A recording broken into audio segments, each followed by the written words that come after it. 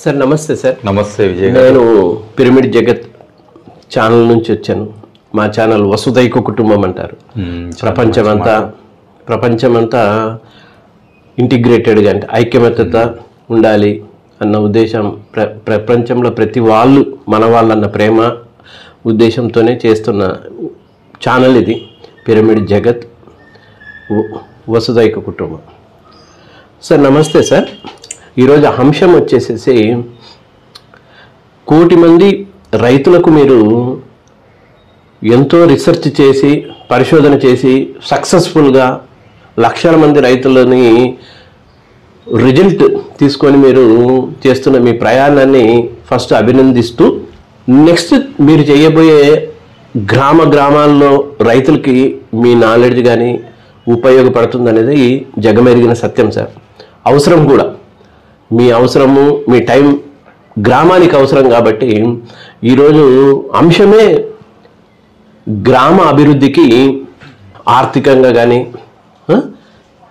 ఏ విధంగా ఉపయోగపడుతుంది మీ సేవలు, దయచేసి కొద్దిగా వివరించండి సార్.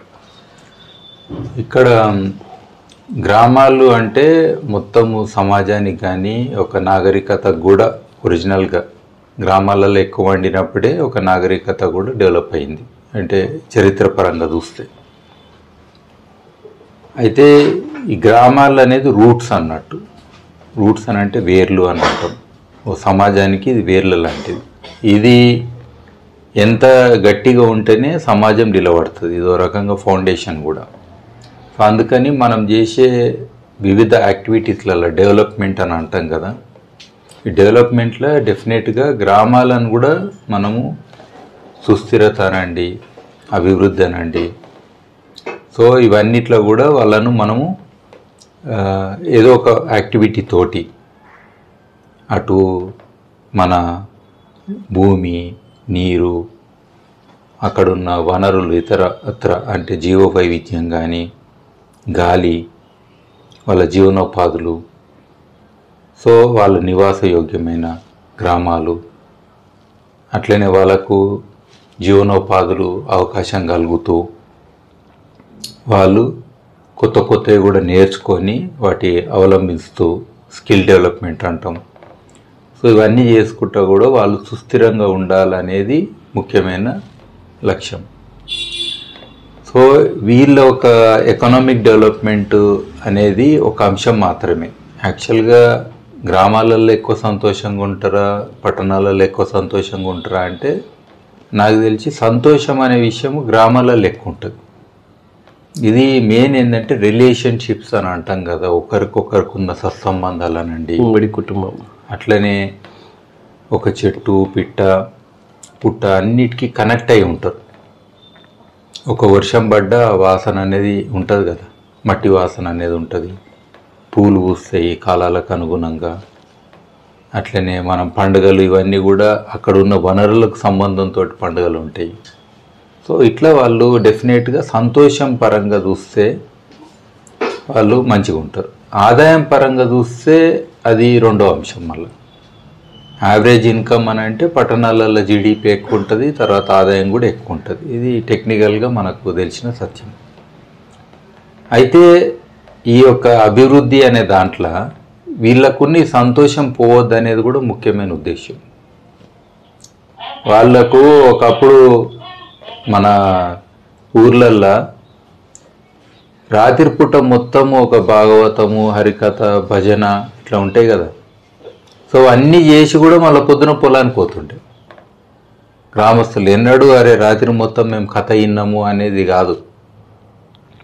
సో అట్లా వాళ్ళకున్న స్పేస్ ఏదైతున్నదో, ఈవెన్ వాళ్ళు ఊర్లలో ఉన్న వాళ్ళు ఒక 70 ఏళ్ళు బతికినా, మన పట్టణాలలో ఉన్న వాళ్ళు 100 ఏళ్ళు బతికినా, ఆ 70 ఏళ్ళ అనుభవాలు చాలా పెద్దగా ఉంటాయి. అంటే వాళ్ళకు ఏమి ఉన్నది, మనం ఆస్తులు అని అంటాం కదా, ఆస్తులు అనే దాంట్లో పైసలు అనేది ఒక ఆస్తి మాత్రమే. డబ్బులు, పైసలు ఇట్లా అంటాం కదా, అది ఒక్క ఆస్తి మాత్రమే. ఇంకా 4 ఆస్తులు అయితే ఉంటాయి. అదేంటి? మానవ వనరులు అనేది ఒకటి ఉంటుంది కదా, అంటే వాళ్ళకున్న నాలెడ్జ్ కానీ, వాళ్ళకున్న స్కిల్స్, వాళ్ళకున్న ఎక్స్పీరియన్సెస్, సో ఇవన్నీ కలుపుకొని ఒక వ్యక్తి అని అన్నప్పుడు దానికి ఒక విలువ అనేది ఉంటుంది. సో అది ఒక విలువ ఉంటుంది ఎట్లయినా. ఇదే కాకుండా సామాజిక ఆస్తి చాలా ముఖ్యమైనది. గ్రామాలలో హయ్యెస్ట్ ఉండేది సామాజిక ఆస్తి. మీరు చూడండి, ఎవరినన్నా పలకరింపులు ఉంటే ఒక రిలేషన్లో పిలుచుకుంటారు, అన్న, బావ, అక్క, తమ్ముడు, చెల్లి అని పెట్టారు. కులాలు కూడా పక్కనే పెట్టి రిలేషన్ని ఈ రిలేషన్ తోటే మాట్లాడుకుంటారు. మనం అనుకుంటాం కులాలు ఈ వ్యవస్థ అని అట్లా అనుకుంటాం, కానీ అక్కడున్న ఈ యొక్క కమ్యూనికేషన్ ఏదైతే ఉంటుందో, రిలేషన్షిప్ ఉంటుందో అది మనకి ఏడ కనబడదు. ఆ నలుగురు అని అంటాం కదా మనము. ఒక వ్యక్తి చనిపోయినప్పుడు గ్రామాలలో చూడండి ఎంతమంది వస్తారు, అన్ని పనులు వదులుకొని. అవును సార్, ఒక్క వ్యక్తి కోసం ఊరు మొత్తం నిలబడుతుంటారు అన్ని విషయాల్లో. అంటే ఆ నలుగురు అనే ఒక ఇది ఉంటుంది కదా, అంటే టోటల్ సమాజము సాంఘిక ఆస్తి అని అంటాం కదా, ఇది చాలా ఎక్కువగా ఉంటుంది. అందుకే మీరు మహిళా సంఘాలు చేసిన, రైతు సంఘాలు చేసిన, ఇవి మనకు ఊర్లలో ఎక్కువ కనబడతాయి. ఇదే పట్టణాలలో మనకు అంత కనబడాయి. అంటే ఈ రకమైన గ్రూప్స్. తర్వాత మనకు వనరులు అనేది ఒక ఆస్తి ఉంటుంది.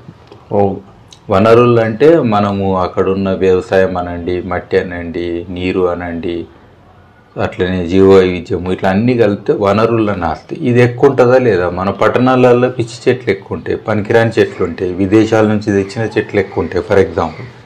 కానీ గ్రామాలలో లోకల్గా పనికొచ్చేటివి ఎక్కువ ఉంటాయి.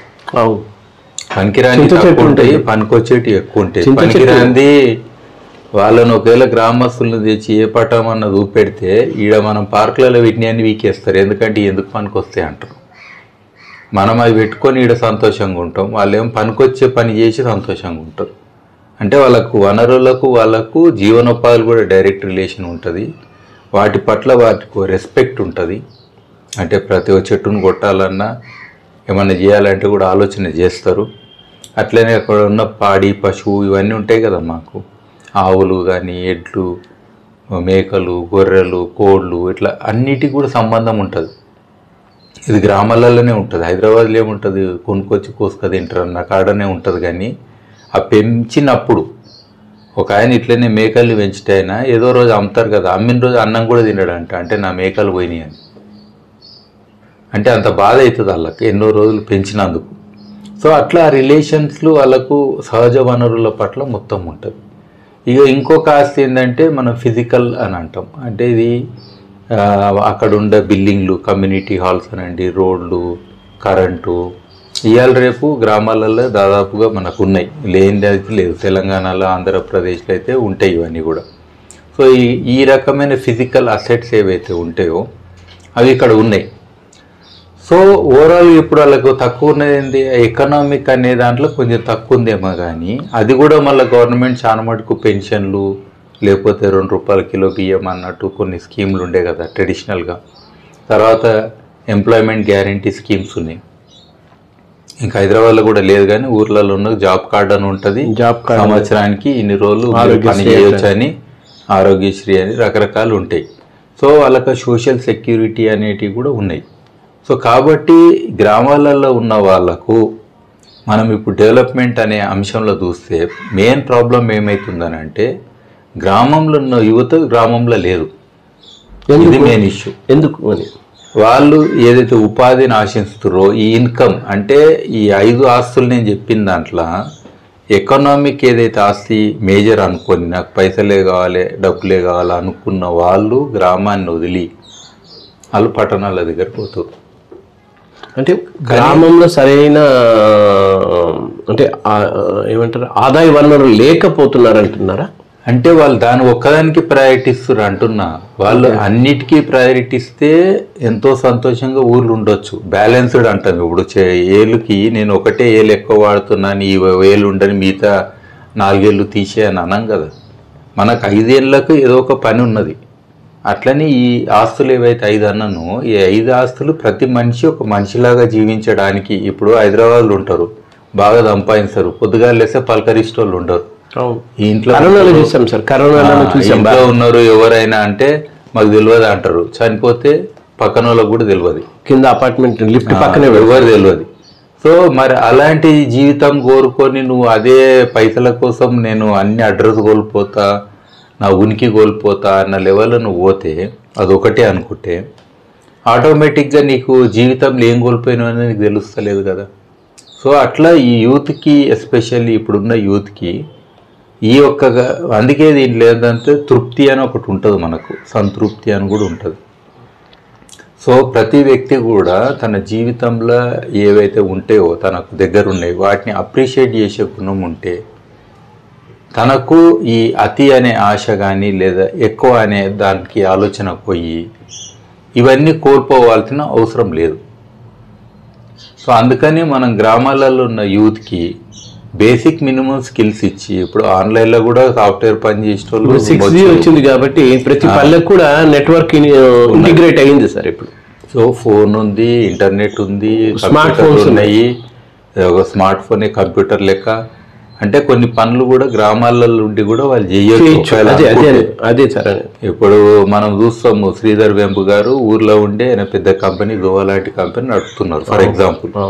సో అట్లా మన వాళ్ళు కూడా కొంతమంది వచ్చిర్రు కరోనా టైంలో వర్క్ ఫ్రమ్ హోమ్ కల్చర్ పెరిగినందుకు కొంతమంది ఊర్లలో ఉండి ఇప్పటికి కూడా వర్క్ ఫ్రమ్ హోమ్ ఆప్షన్ ఉంటే ఊర్లలో ఉండి పనిచేసే వాళ్ళు కూడా ఉన్నారు. కానీ దానివల్ల ఇంకొక అడిషనల్గా అంటే ఇంకో కొత్తగా కూడా ఇంకొకటి ఉంది. ఏమంటే చదువుకున్నవాడు ఊర్లో ఉంటే పిల్లలకు ట్యూషన్ కూడా చెప్పవచ్చు, తల్లిదండ్రులను చూసుకోవచ్చు, మరి ఇంకొకటి వచ్చేసేసి ఇది కూడా తగ్గుతుంది. అండ్ ఏమంటారు ఎక్స్పెండిచర్ కూడా తగ్గుతుంది కదా సార్. మన ఊర్లో మన సొంత ఇల్లు ఉంటుంది. హైదరాబాద్ లో 30,000 సంపాయి రెంట్కి కట్టే కన్నా మన ఊరికి వెళ్ళిపోతే మన సొంత ఇంట్లో ఉంటే 30,000 మిగిలినట్టుగానే అవుతుంది. ఈఎంఐ కట్టే బాధ కూడా ఉండదు. మన చదువు వేరే వాళ్ళకి ఇన్స్పిరేషన్ అవుతుంది కదా సార్. తల్లిదండ్రులు ఆనందపడతారు, కుటుంబ వ్యవస్థ బాగుపడుతుంది, భార్య పిల్లలతో చక్కగా ఉంటారు, ఫ్యామిలీ బాండింగ్ కూడా ఏర్పడుతుంది, కుటుంబంలో కూడా ఏ అరిమలు లేకుండా ఉంటారు కదా సార్. అదే ఈ ఆప్షన్ని ఎక్స్ప్లోర్ చేయగలిగితే యూత్, అంటే ఎడ్యుకేషన్ సిస్టంలో ఇది మనం చెప్తలేము, అందుకే ప్రాబ్లం అవుతుంది. స్కూల్కి పోయిన బాబుకి నీ గ్రామంలో ఉండి కూడా నువ్వు జీవించవచ్చు, జీవనోపాధులు వెతుక్కోవచ్చు, లేదా నువ్వు జీవనోపాధులు క్రియేట్ చేయొచ్చు అనే ట్రైనింగ్ మనం ఎడ్యుకేషన్లు ఇవ్వకుండా ఎప్పుడు ఒకటి చెప్తాం, మనం పట్టణాలలో ఇండస్ట్రీస్ ఉంటాయి, అక్కడ ఎక్కువ ఇన్కమ్ ఉంటుంది, కానీ ఏం కోల్పోతున్నాం అనేది కూడా మనం విద్యలో భాగం చేస్తే అట్లీస్ట్ కొంత శాతమైనా కానీ గ్రామాలలో ఉండడానికి ట్రై చేస్తారు. సో అందుకే ఊర్లలో ముసలోళ్ళు తప్పితే కనబడతలేరు జనాలు, ఎవరు లేరు సార్. అట్లనే పిల్లలు పుట్టడం కూడా తగ్గింది కాబట్టి చిన్న పిల్లలు కనబడతలేరు, యూత్ కనబడతలేరు ఓవరాల్గా. సో ఓన్లీ పెద్దోళ్ళు ఒక ఏజ్ వచ్చిన వాళ్ళే కనబడుతున్నారు. సో ఇది ఒక రకంగా మనకు ఫ్యూచర్లో ఈ వనరుల ఆధారంగా ఏదైతే ఉంటుందో జీవనోపాధులు అంటే వ్యవసాయం అనేది ఒకటి మెయిన్, దాంతో పంట అనేది ఒకటి, దాంతో కుల వృత్తులు, ఆహార కుల వృత్తులు కూడా పోయినాయి. మీరు దానికి ఎక్కువ అన్నికే లేదు, అని అన్నికే కూడా లేదు, ఎందుకంటే కుల వృత్తులు పోయినాయి కాబట్టి. ఏం సార్ అల్యూమినియము, రకరకాల ప్లాస్టిక్ ఇవన్నీ పెరగడం వల్ల కూడా కొద్ది వరకు ఆ పర్యావరణానికి ప్లస్ ఆరోగ్యానికి కూడా హానికరంగా సార్. కుల వృత్తులు కూడా కొద్ది వరకు ఉండిందంటే చేయలేము అది, ఎందుకంటే ఒక ఉధృతి, ఇది పెద్ద మహా ఉప్పెన అంటాం కదా. డెవలప్మెంట్ అనేది దాంట్లో ఇప్పుడు ఒక లేడీ ఉంటుంది, ఒక ప్లాస్టిక్ బిందె ఇచ్చి నువ్వు నీళ్లు దేపో అంటే ఆమె దేయగలుగుతుంది. బిందె బరువు ఉన్నది, నేను నీళ్ళు వేయడం పోయాలన్నట్టు ఉంటుంది, అంటే టెక్నికల్గా చెప్తున్నా. అందుకని చాలా గ్రామాలలో ఎక్కడైతే ఎవరితే ఇప్పుడు నా ఇంటికి నల్ల కనెక్షన్ అయింది, కానీ మామూలుగా ఒక పాయింట్కి అది నీళ్ళు తెచ్చేది ఉంటే ఈ ఇత్తడి బిందెలు, స్టీల్ బిందెలు పోయి ప్లాస్టిక్ బిందెలకు వచ్చారు ఫర్ ఎగ్జాంపుల్. అట్లా ట్రెడిషనల్గా ట్రాక్టర్కి వచ్చారు నాగళ్ళు పోయి. సో నాగళ్ళు నీకు ఎవరు ఉంటారు అంటే ఊర్లో ఇప్పుడు కుండలు పోయి అన్ని స్టీల్ సామాన్లు వచ్చినాయి. సో కుండలు చేసే వాళ్ళు ఎందుకుంటారు ఊర్లో. సో అట్లనే షేవింగ్ అంటే వరదాలకి వాళ్ళు రేజర్ కొని చేసుకుంటారు. సో ఇట్లా ఓవరాల్గా ఏమైందంటే కొన్ని వృత్తులు ఇంకా కొన్ని ఉన్నా కానీ ఓవరాల్గా కుల వృత్తులు ఒక బేస్డ్ ఆన్ ట్రెడిషనల్ లైవ్లీవుడ్స్ అని అంటాం కదా, అవి ఓవరాల్గా తగ్గిపోయినాయి, కొత్తవి వచ్చినాయి. ఇప్పుడు నరేగా అన్నాం, నరేగాలో ఉన్నది ఏంది, చెట్లు పెట్టడము, ఇది ఒక రకమైన కొత్తది కదా ఆక్యుపేషన్. గుంతలు దోగుడు, రోడ్లు సార్. నరేగా 236 రూపాయలు పర్ డే ఉన్నది, అది నాకు ఎగ్జాక్ట్లీ ఇప్పుడు గుర్తులేదు, కానీ ఎంత ఉంటుంది మినిమం గ్యారంటీ కింద. సో వీళ్ళకి కొత్త కొత్త పనులు చేపిస్తారు కదా. ఫర్ ఎగ్జాంపుల్ ఇవి ఇంతకుముందు అంత లేవు, ఉన్నగానే కరువు పనులల్లో చేపిస్తుండే, ఆహారం పెట్టి చెరువులు అన్ని చేపిస్తుండే, రోడ్లు చెరువులు కూడా ఆహార పథకం. కానీ ఇప్పుడు ఏంటంటే ఎక్కువ మటుకు ఇది ఒక సెక్యూర్డ్గా ఉండి కంటిన్యూగా వాళ్ళు ఈ పనులు చేస్తున్నారు. కొత్త రకం పనులు కూడా కొన్ని అడాప్ట్ అయ్యారు అంటే ఇప్పుడున్న పరిస్థితిలో. సో ఇప్పుడు మనకి ఇది ఏంటంటే పిల్లలు స్కూల్స్ ఉన్నాయి ఊర్లలో బాగానే ఉన్నాయి. అంటే ఒక స్కూల్ అంటే ఒక బిల్డింగ్ అని, దానికి ఒక కాంపౌండ్, ఇంత గ్రౌండ్, అట్లా చాలా ఊర్లలో కూడా చదువుకోవచ్చు కదా సార్ పిల్లలు. ఇప్పుడు కొత్తగా అడ్మిషన్ కూడా మన కరోనాలో కొంచెం కనబడ్డది ఆన్లైన్ ఎడ్యుకేషన్. ఈవెన్ ఊర్లలో కూడా తక్కువ అయితే, ఊర్లలో కూడా వచ్చింది, కోర్సులు తక్కువ అయితే. ఇప్పుడు అందుకే బెస్ట్ టీచర్ అనే ఏదైతే ఉంటారో వాళ్ళ యాక్సెస్ పెరిగింది. ఒక మంచి టీచర్ మంచి ఒకటి పాఠం చెప్పిండు అనుకున్నాం, ఆ పాఠము ఊర్లలో ఉన్న పిల్లలు కూడా ఫోన్ ముందు పక్కన వినొచ్చు. సో ఈ అవకాశం కూడా అలా పెరిగింది. యూట్యూబ్ కూడా ఏదైనా కొత్తది నేను నేర్చుకోవాలంటే మీరు చూడండి, యూట్యూబ్లో ఎక్కువ షార్ట్స్ అని ఉంటాయి, చిన్న చిన్న వీడియోలు. అవి ఎక్కువ మటుకి పనిచేసే నైపుణ్యం రిలేటెడ్ ఉంటాయి. అవి గంటలు గంటలు చూస్తుంటారు, ఈవెన్ చదువుకున్న వాళ్ళు కూడా చూస్తారు. ఎవరోకైనా గాజులు తయారు చేస్తుంటే అరే గాజులు ఇట్లా చేస్తారా అని దాన్ని ఇట్లనే పెట్టుకొని చూస్తారు, అదంతా వచ్చి చేస్తా ఉంటారు అది. సో అట్లా ప్రతి స్కిల్ కూడా దాన్ని చూసి మన నైపుణ్యాన్ని పెంపొందించుకొని దాన్ని మనము ప్రాక్టీస్ చేసే దానికి కూడా కొంచెం అవకాశం ఉంది. అఫ్కోర్స్ స్కూళ్ళల్లో ప్రాక్టికల్ చేపియాలి, ఎంతైనా యూట్యూబ్లు చూసిన వాళ్ళకు నాలెడ్జ్ ఎక్కువ రాదు కాబట్టి ఆ పనిముట్లు ఇచ్చి మనము ఆ లేటెస్ట్ టెక్నాలజీ కూడా ఇచ్చి, లైక్ లేజర్ కటర్ అంటాం ఫర్ ఎగ్జాంపుల్. సో అవన్నీ కూడా టూల్స్ ఇచ్చి వాళ్ళకి అవి నేర్పితే ఇది ఈ స్కిల్ ఎక్కడైనా పనిచేస్తుంది. ఆధునిక సాంకేతిక రెండు ఇవ్వాలి, పనికొచ్చే పని నేర్పాలి. పనికి ఇప్పుడు ఏ ఫర్ యాపిల్ అంటే నువ్వు ఎన్నడూ యాపిల్ చెట్టు పెట్టలేదు, నువ్వు యాపిల్ పండు తిన్నోనికి నువ్వు ఏ ఫర్ యాపిల్ ఎట్లా చెప్తావు ఫర్ ఎగ్జాంపుల్. చిన్న కూడా మన ఇంట్లో కూడా ఇది చేసుకోవచ్చు కదా సార్, ట్యూబ్ కనెక్షన్ ఇవ్వచ్చు, కరెంట్ కనెక్షన్ ఇవ్వచ్చు, ప్లంబింగ్ అనండి, కరెంట్ కనెక్షన్ అనండి, ఈవెన్ మోటార్లు రిపేర్ అండి, మోటార్ వైండింగ్ అనండి, ఈవెన్ స్కూటర్లు మెకానికిజం ఉంటుంది కదా అవి చేసిన.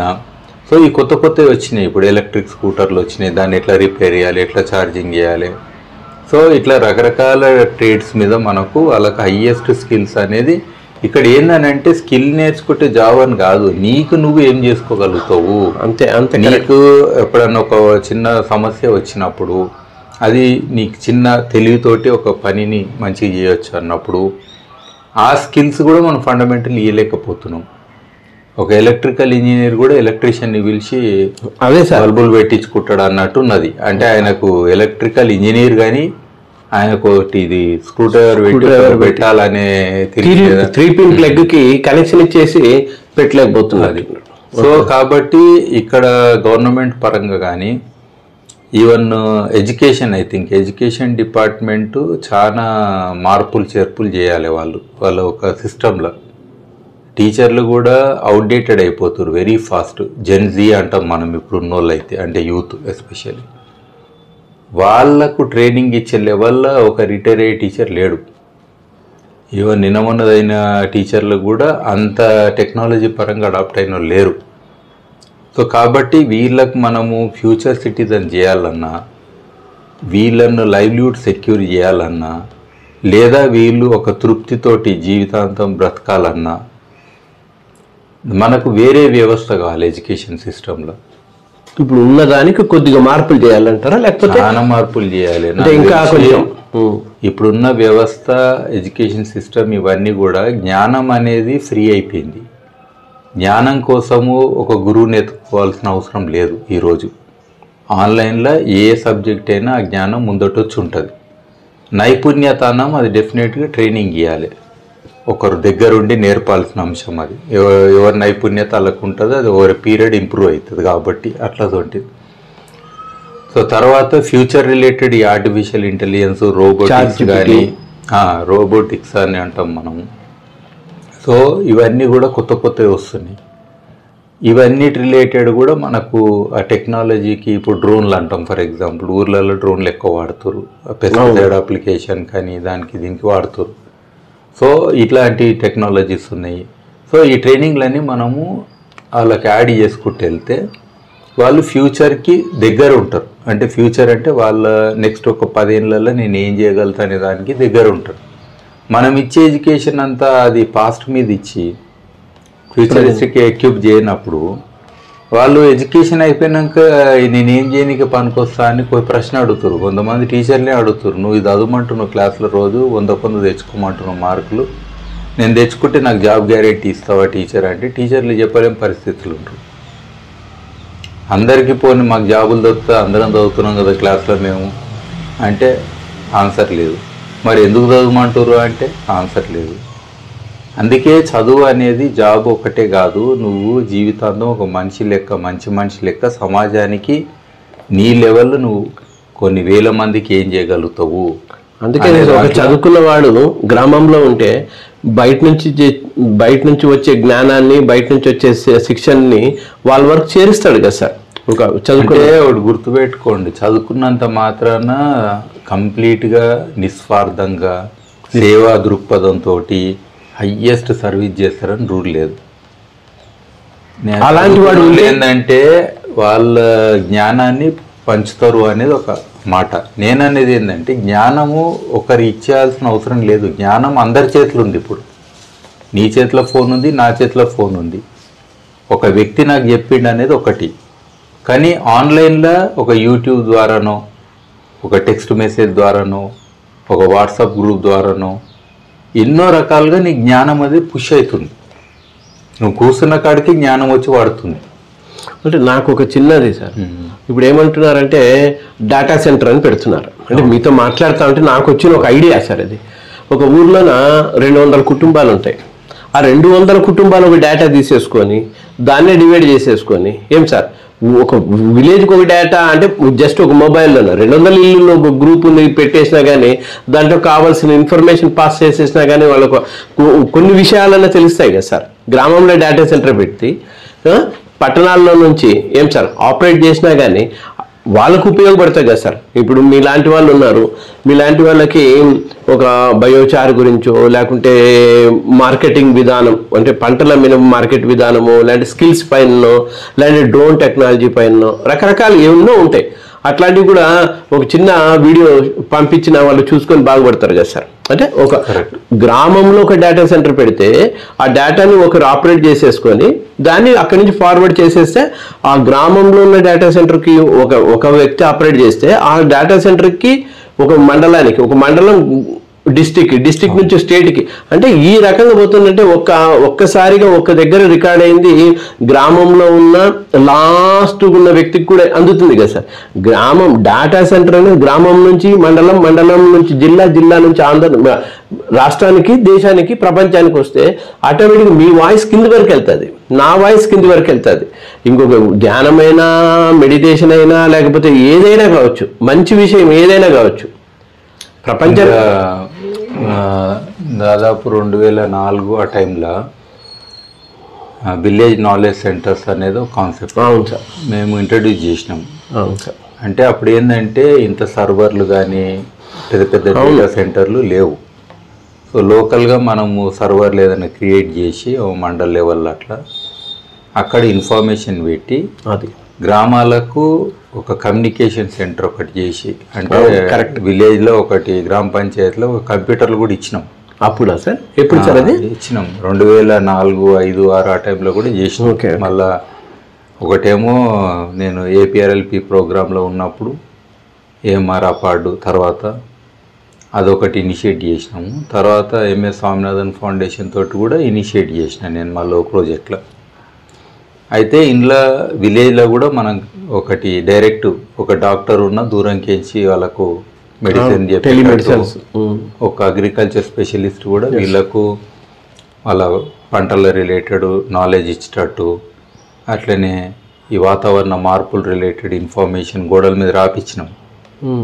ఆన్లైన్లో వచ్చింది అది రాపించినాం. అంటే ఇప్పుడు ఫోన్లు లేకుండే ఫర్ ఎగ్జాంపుల్, అప్పుడు ఇప్పుడు మొబైల్ ఫోన్లు కనెక్టివిటీ పెరిగింది. అది అందుకనే సార్ తర్వాత పెద్ద డేటా సెంటర్లు చాలా పెరిగినాయి. అయితే ఇక్కడ ఇష్యూ ఏంటనంటే ఒకటేమో డేటాను మొత్తం సింథసిస్ చేసి ఆర్టిఫిషియల్ ఇంటెలిజెన్స్ వచ్చింది. ఫర్ ఎగ్జాంపుల్ ఎక్కడన్నా డేటా ఉండని నేను ఈ గ్రామంలో ఉన్నా, నేను ఇది చదివినా, నాకు జీవనోపాధి అవకాశాలు ఏమేమి ఉంటాయి లేదా నేను ఏం చేయాలి అలాంటి ప్రశ్నలు అడిగితే కూడా మనం ఏ రిలేటెడ్ ఏవైతే ఉన్నాయో అవన్నీ కూడా మనకు ఆన్సర్ ఇస్తాయి. అంటే టెక్స్ట్ రూపంలో ఇస్తాయి, ఆడియో రూపంలో ఇస్తాయి, ఇవన్నీ ఇస్తాయి. స్కిల్స్ కూడా మనం పెంపొందించుకోవచ్చు. సో ఇప్పుడు ఏంటంటే మనకు అంత ఖర్చు కూడా అవసరం లేదు. అది అయితే ఇక్కడ యూత్ కూడా ఏం చేయాలని అంటే రోజుకో గంట నువ్వు పనికి మాలినే చూడు. ఆ షార్ట్స్ అని టిక్టాక్లు అని ఏవి ఉంటాయి కదా, అవి చూడు. 1 గంట 2 గంటలు చూడు, నో ఇష్యూ. కానీ కనీసం అంత టైము పనికొచ్చే దాని మీద కూడా టైం పెట్టు. 10 మందికి పనికొచ్చేదా? ఫర్ ఎగ్జాంపుల్ 10 మంది ఏంది, నీకు పనికి రావాలి. అదే సార్, దానికి నీకు పనికొచ్చి నువ్వు ఇంకొకరికి ఈ ఎంటర్టైన్మెంట్ టైం ఎక్కువైపోయింది జనాలకు. తలకాయ కింద వేసుకొని ఇట్లా పట్టుకొని గంటలు గంటలు మేకలు గొర్రెలు మోస్తుంటే కూడా ఇదే పని. ఆయన చూసేది లేదు, ఎట్లయినా ఇంటికి వస్తే అవి ఎక్కడ పోతాయని చెప్పి ఫోన్ పట్టుకొని కూర్చుంటారు. ఆ నీళ్లు కట్టేటోళ్ళు కూడా నీళ్ళు ఎక్కడ ఇది చూస్తారు, ఆ నీళ్ళు ఎక్కడ పోతాయో తెలియదు. అంటే మనుషులు ప్రతి ఒక్కరికి కొంచెం ఎంటర్టైన్మెంట్ అవసరం. కానీ టెక్నాలజీని ప్యూర్ ఎంటర్టైన్మెంట్ కోసం వాడకుండా అది నీ జీవితంలో ఎట్లా మార్పు తేగలుగుతుంది, నువ్వు సమాజానికి ఎట్లా మార్పు తేగలుగుతావు అనే అంశము వాళ్ళకు మోటివేషన్ చేయాలి మనం. ఓకే. రెండోది ఏం చేయాలని అంటే ఈ యొక్క మనమే కొంచెం డేటా రిలేటెడ్ ఉంటుంది కదా. లైక్ మీ ఏరియాలో కొత్తగా ఎయిర్పోర్ట్ పడ్డది, అక్కడ ఎయిర్పోర్ట్లో ఇన్ని రకాల జాబ్స్ ఉంటాయి. దీనికి 1 మంత్ ట్రైనింగ్ అయితే ఈ రకమైన జాబ్ వస్తుంది, 3 నెలల ట్రైనింగ్ అయితే ఈ రకమైన జాబ్ వస్తుంది, 1 ఇయర్ ట్రైనింగ్ అయితే ఈ రకం, దానికి ఈ క్వాలిఫికేషన్స్ అని ఒకటి ఒక వ్యక్తి జాబ్ క్యాలెండర్ నోటిఫికేషన్స్ అది ఎవరన్నా సింథసైజ్ చేసి వాళ్ళకి అందించాలి బై పుష్. కరెక్ట్. ఎందుకంటే ఈ అనాలిసిస్ కూడా చేయకుండా ఓపెన్గా పెట్టినా వాళ్ళకి లాభం లేదు, ఎత్తుక్కోలేరు కదా అందరూ. అవును సార్. సో ఒక స్కిల్ డెవలప్మెంట్ సెంటర్స్ వాళ్ళు కానీ, ఎడ్యుకేషన్ డిపార్ట్మెంట్స్ కానీ, లేదా గ్రామ పంచాయతీ వాళ్ళే ఇనిషియేట్ తీసుకొని మండల్ లెవెల్లో కానీ జిల్లా లెవెల్లో కలెక్టర్ కానీ ఇనిషియేట్ తీసుకొని ఇలాంటి ఇన్ఫర్మేషన్ ప్రతి గ్రామం వాట్సాప్ గ్రూప్లో కూడా పుష్ అయ్యేటట్టు చేస్తే రెగ్యులర్గా, అప్పుడు వాళ్ళకు టోటల్గా అవకాశాలు అనేది పెరుగుతుంది. తర్వాత నాలెడ్జ్ అనేది యూజ్ అవుతుంది. ఇన్ఫర్మేషన్ ఏం సార్ రెండోది వచ్చేసేసి ట్రైనింగ్ ఏం సార్, మూడోది వచ్చేసేసి గైడెన్స్ ఏం సార్, అంతే కదా. నాలుగోది వచ్చేసేసి ఆపర్చునిటీస్ ఎక్కడ ఉన్నాయి అనేది. ఈ 4 విలేజ్లో ఉన్న వాళ్ళకని ఎవరికైనా అందిస్తే వాళ్ళకి ప్రిపరేషన్ కూడా ఒక గ్రూప్, ఒక గైడ్ అనో ఒక గ్రూప్ అనో వాళ్ళకి, అంటే ఇప్పుడు అంటే ఒక ఇంటెలెక్చువల్ గ్రూప్ అనుకోండి. ఇప్పుడు వ్యవసాయం మీద, మెడిసిన్ పైన ఏం సార్, లేకపోతే స్కిల్స్ పైన, లేకుంటే కమ్యూనికేషన్స్ పైన, మళ్ళీ వచ్చేసి టెక్నాలజీ పైన, మరి వచ్చేసేసి మెడిటేషన్ పైన ఏం సార్, మళ్ళీ వచ్చేసి పర్సనాలిటీ డెవలప్మెంట్ పైన ఏం సార్, ఆర్థిక క్రమశిక్షణ పైన, కుటుంబ వ్యవస్థ పైన, అంటే హౌ టు బిహేవ్ ఇంట్లోన, ఇంకోటి వచ్చి సంఘం పట్ల అవగాహన. ఈ 10 సూత్రాలు ఎప్పుడైతే ఆ గ్రూప్, ఇంటెలెక్చువల్ గ్రూప్ ఒక బ్యాక్ ఎండ్ ఉండి వాళ్ళకి ఒక గైడ్ చేస్తే ఏముంది సార్, ఒక చిన్న స్టూడియో పెట్టుకుని ఇప్పుడు మీరు చేస్తున్నారు, కొన్ని లక్షల మందికి మీ ఇక్కడ కూర్చొని అందిస్తున్నారు. అలాగే మీలాంటి ఇంటెలెక్చువల్ పర్సన్స్ ఒక 10 మంది, దీనికి సంబంధించిన వాళ్ళు 10 మంది లోపల వాళ్ళందరూ, అంటే గ్రామాల వాళ్ళకి కానీ ఇస్తే ఒక దగ్గర కూర్చుంటే అయిపోతుంది కదా సార్, కదా. ఎంత ఖర్చు మీరు అన్నారు ఇందాక, చాలా టెక్నాలజీ పెరిగింది, ఖర్చు తక్కువ అయిపోయింది, అందుబాటులో ప్రతి విషయం అందుబాటులో ఉంది. కాబట్టి మీలాంటి వాళ్ళు ముందుకొచ్చి, దయచేసి మీలాంటి వాళ్ళు ముందుకొచ్చి, మీకు తెలిసిన వాళ్ళు కూడా కొంతమందిని కనెక్ట్ చేసి, నాకు తెలిసిన వాళ్ళని కొంతమందిని కనెక్ట్ చేసి ఏం సార్, పల్లెల్లోన రెండవ అంశం సార్, వాళ్ళందరినీ కలెక్ట్ చేసి ఒక గ్రూప్, ఇంటెలెక్చువల్ గ్రూప్ చేసి గ్రామ వ్యవస్థ, మండల వ్యవస్థ ఏం సార్, జిల్లా వ్యవస్థ, గ్రామ వ్యవస్థ, ప్రపంచ వ్యవస్థ, అంటే దేశ వ్యవస్థ, ప్రపంచ వ్యవస్థ మార్చొచ్చు. అదేం పెద్ద విషయం ఏమి కాదు సార్. ఇప్పుడు ఇంతకుముందు అయితే కష్టపడాల్సి వచ్చేది, ఇప్పుడు చాలా ఈజీ. 20 మంది కరెక్ట్గా కూర్చొని ఏం సార్, 20 మంది చదువుకున్న వాళ్ళు 20 మంది, టెక్నాలజీ తెలిసిన 20 మంది కూర్చొని ఒక 3 బెడ్రూమ్ ఇల్లు ఉంటే ఏం సార్, ప్రపంచంలో ఎంతో మేధోశక్తిని గ్రామాల వరకు చేర్చొచ్చు. మేధోశక్తిని ఏం సార్, ఇన్ఫర్మేషన్ని, టెక్నాలజీని, ఇన్ఫర్మేషన్ని, ట్రైనింగ్ ని గ్రామాల వరకు చేస్తే ఏ విద్యార్థి కానీ, ఏ నిరుద్యోగి కానీ, ఏ రైతు కానీ, ఏ తల్లిదండ్రులు కానీ భయపడే అవసరం ఉండకపోవచ్చు సార్. అంటే సరైన గైడెన్స్ మీలాంటి వాళ్ళు ముందుండి ఈ టెక్నాలజీ ఈ విధంగా వాడాలి, లేదంటే ఈ విధంగా వాళ్ళకి స్కిల్ డెవలప్మెంట్ చేయాలి, ఈ రకంగా వ్యక్తిత్వ ఇదేంది పర్సనాలిటీ డెవలప్మెంట్ కానీ, పేరెంట్స్ కూడా కౌన్సిలింగ్, మీ పిల్లలకి ఇదే చదివికూడదు, ఇదే చదివి, పేరెంట్స్ కూడా మోస్ట్ ఇంపార్టెంట్ కదా. పేరెంట్స్, స్టూడెంట్స్, ఏం సార్, రైతులు, యువత అందరికీ ఒక్కొక్క డిపార్ట్మెంట్ సపరేట్ చేసేసుకొని వాళ్ళు కరెక్ట్ అయిన నిర్దేశం చేసి, అంటే సార్ మార్గదర్శనం చేసేస్తే 10 మంది ఇంటలెక్చువల్స్ ప్రపంచాన్ని మార్చొచ్చు సార్. వాళ్ళకు తోడుగా వెనకలు ఉన్న ఐటీ వింగ్ అనుకోండి, ఐటీ వింగ్ అలాంటివి పెట్టుకుంటే నిస్వార్థంగా పనిచేసేవాళ్ళు, ఏం సార్, అనేది పోగొట్టుకొని నిజంగా జనాలకి, సంఘానికి ఏదైనా చేయాలి అన్న దృక్పథం ఉన్న వాళ్ళు మాత్రమే దీంట్లో చేస్తే చాలా చాలా ఖర్చు తక్కువతోన ప్రభుత్వ చేయుతతో పాటు ఎన్ని స్కీమ్స్ ఉన్నాయి, స్కిల్ డెవలప్మెంట్ పోయింది కానీ, రైతులకు పనికొచ్చేది కానీ, గవర్నమెంట్ స్కీమ్స్ కానీ ఏవేవి ఉన్నాయో వాళ్ళకి అందుతాయి, ఏం సార్. రెండోది వచ్చేసి భయం అనేది పోతుంది పేరెంట్స్కి, ఏం సార్, సూసైడ్స్ తగ్గుతాయి. లేదు నువ్వు నంబర్ 1 రావాలి, ఐఐటీ చదవాలి, మెడిసినే చదవాలని ఇన్ని రకాలైన ఉపాధి అవకాశాలు ఉన్నాయంటే తల్లిదండ్రులు కూడా సెలెక్ట్ చేసుకునేటివి కూడా, మా పిల్లడు ఎంటెక్ కాకపోయినా కానీ, ఐఐటీ కాకపోయినా, మెడిసిన్ కాకపోయినా, లేకపోతే ఇంకోటి ఏది కాకపోయినా పర్వాలేదు, దానికి ఈక్వల్గా ఉన్న సిఏ ఉంది, రకరకాలుగా ఉన్నాయి, అవి చదివించినా కానీ మేము ఏదైతే పిల్లలకు ప్రోగ్రెస్ చూడాలనుకుంటున్నామో అదంతా మా పిల్లడు ఇది ఎంత ఈక్వల్గా ఉందో, డాక్టర్ ఎంత ఈక్వల్, ఇంజనీర్ ఎంత ఈక్వల్, రైతు ఎంత ఈక్వల్, ఏం సార్, కలెక్టర్ కూడా అంతే ఈక్వల్ కదా సార్. ఏదైనా ఏం సార్ ప్రొఫెషనలిజంలో ఏదైనా కానీ మంచిగా ఉంటుంది కదా సార్.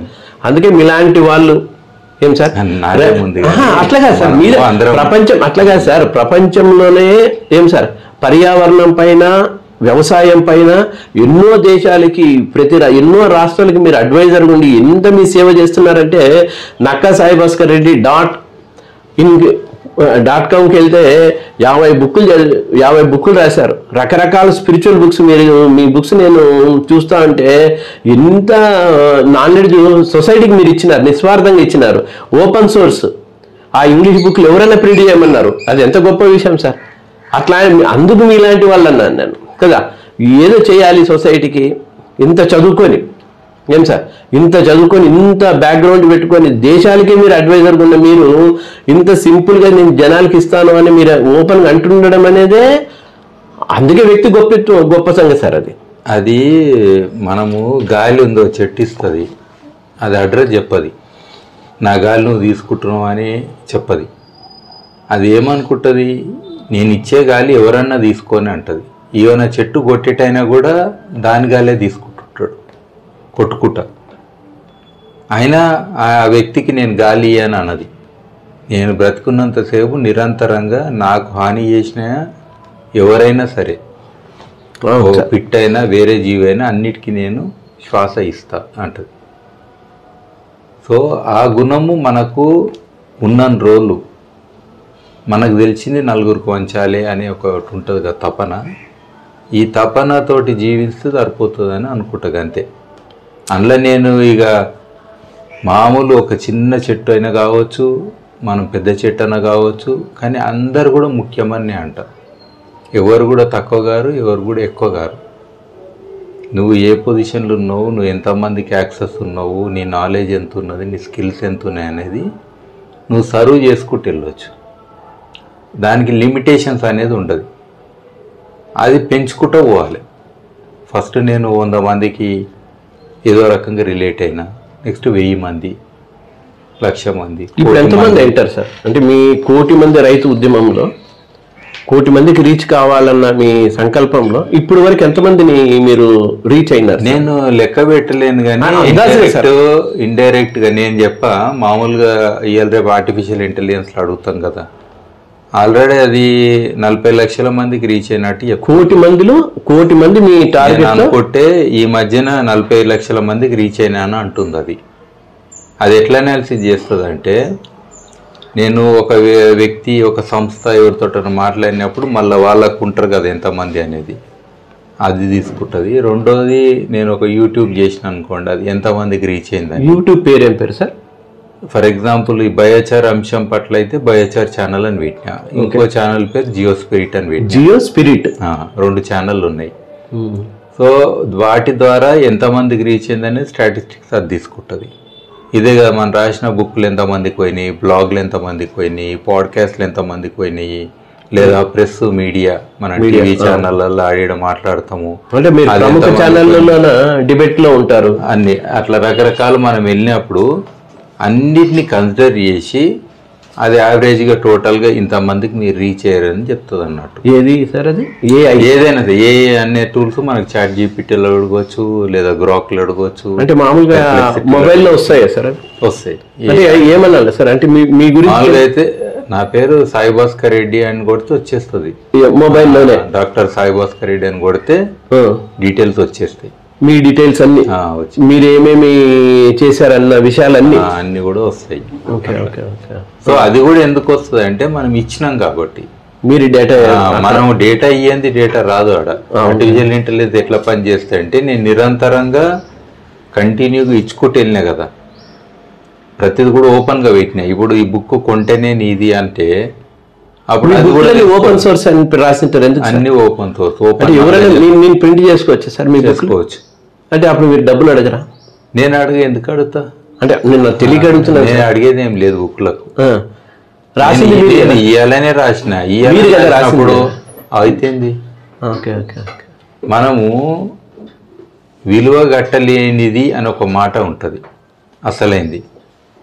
మనం ఎవరికన్నా ఏమంటామంటే నేను ఒక బుక్ రాసిన వెల అమూల్యం, నువ్వు ఇదో 200 రూపాయలు ఉంటుంది నువ్వు కొనాలి అని అంటాం. ఎంత గలీజ్గా ఉంటుంది చెప్పండి. ఒక సొంత మిత్రుడే అనుకుందాం, తెలిసిన వాళ్ళే నలుగురు అడుగుతారు, మీరు ఒక బుక్ రాసిరంట కదా సార్ అంటే 200 ఇచ్చి కొను అంటే ఎంత గలీజ్గా ఉంటుంది. ఇప్పుడు మీరు నాకు ఒక విషయం సార్ మధ్యలో అనుకుంటే ఏమనుకోకండి, కొన్ని బుక్స్ మీరు రాసి రెడీగా ఉన్నాయి, ప్రింటింగ్కి వెళ్తున్నాయి. అంటే ప్రింటింగ్ కోసం రెడీ చేసుకున్నారు, అంటే చాలా టైటిల్స్ ఉన్నాయి, ఆన్లైన్లో డిక్లేర్ చేసిన అవి పోతూనే ఉంటాయి.